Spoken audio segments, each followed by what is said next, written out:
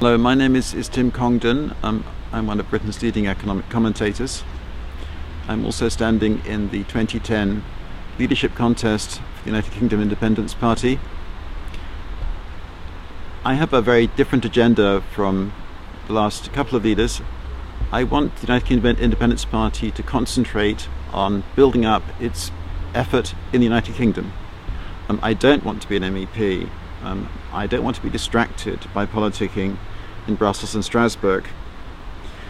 But it's very important that I work closely with the group in the European Parliament, and I'm also going to need a huge amount of help in developing policies for our own electorate here back in the UK. So a few days ago I formed an agreement with Gerard Batten. Gerard has decided to back my candidacy for the leadership of the party. If I win, Gerard will be my deputy leader.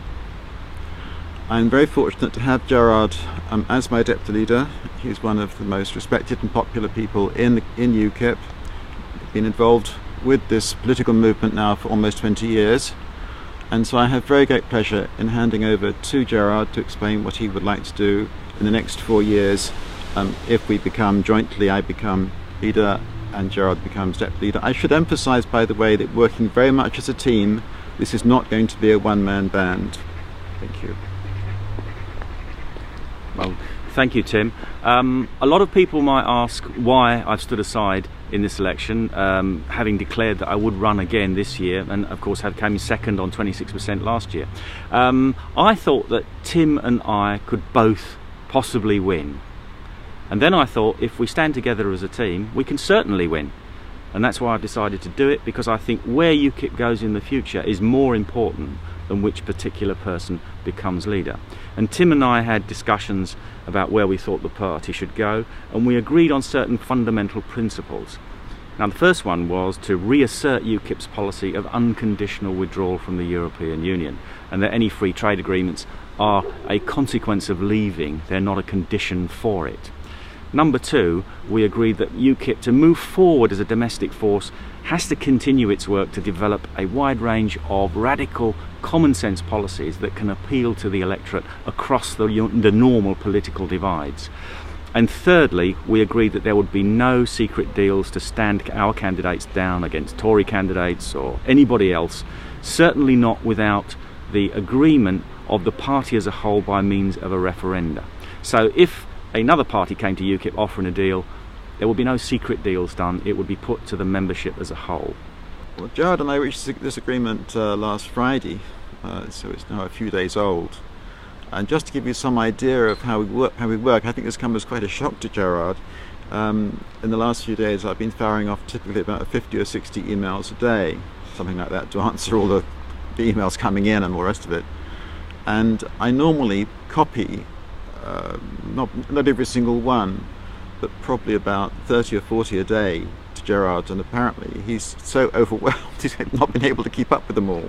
But that is how I see coordination and cooperation. One must work together and let one's team know what one's doing all the time.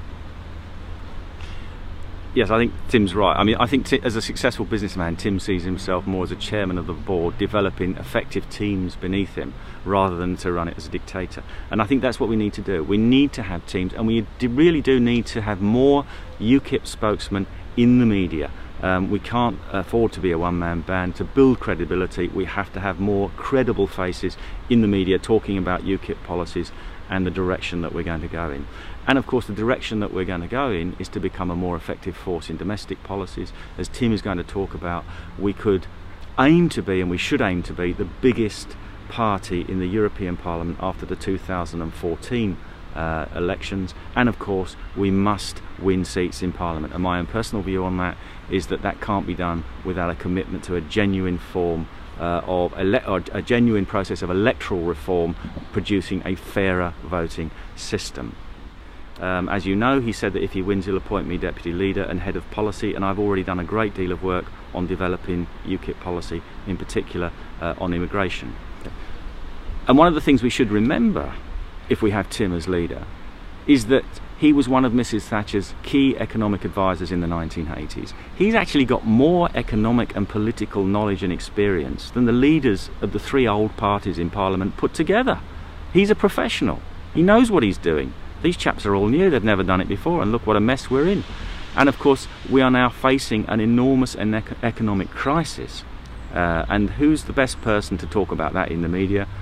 Tim Congdon. And if he's our leader, he'll be able to do that effectively for the party. So that's where we're going forward. And remember, if you vote for Tim in this election, you're not just going to get Tim. You're going to get me as deputy leader and head of policy. You're going to get Steve Allison, a seasoned campaigner for UKIP, as chairman. And we want to build effective teams beneath us, making the most of our resources and taking the party forward as quickly and as far as possible. Thank you.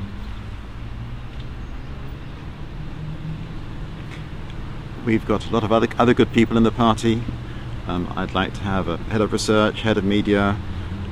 These are going to be exciting times for UKIP. We're going to do very well in 2014.